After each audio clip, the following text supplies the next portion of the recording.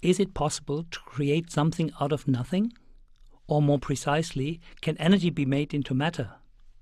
Yes, but only when it comes together with its twin, antimatter. And there's something pretty mysterious about antimatter. There's way less of it out there than there should be. Let's start with the most famous physics formula ever, E equals mc squared. It basically says that mass is concentrated energy, and mass and energy are exchangeable. Like two currencies with a huge exchange rate, 90 trillion joule of energy are equivalent to 1 gram of mass. But how do I actually transform energy into matter? The magic word is energy density. If you concentrate a huge amount of energy in a tiny space, new particles will come into existence. If we look closer, we see that these particles always come in pairs, like twins. That's because particles always have a counterpart, an antiparticle, and these are always produced in exactly equal amounts, 50-50. This might sound like science fiction, but it's the daily life at particle accelerators.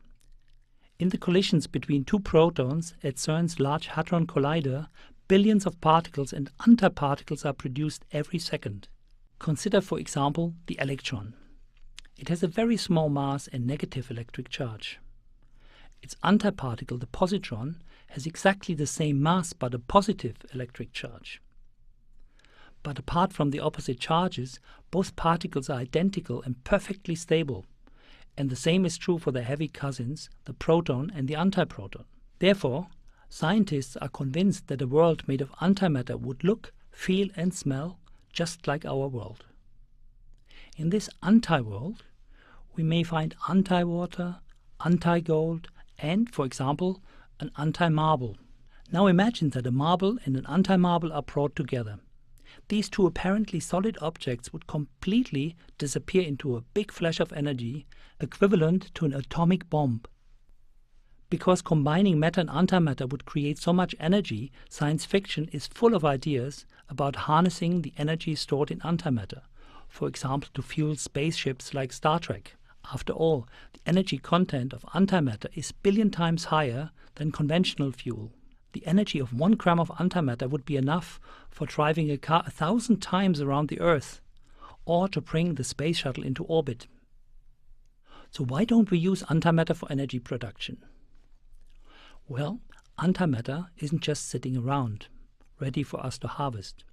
We have to make antimatter before we can combust antimatter.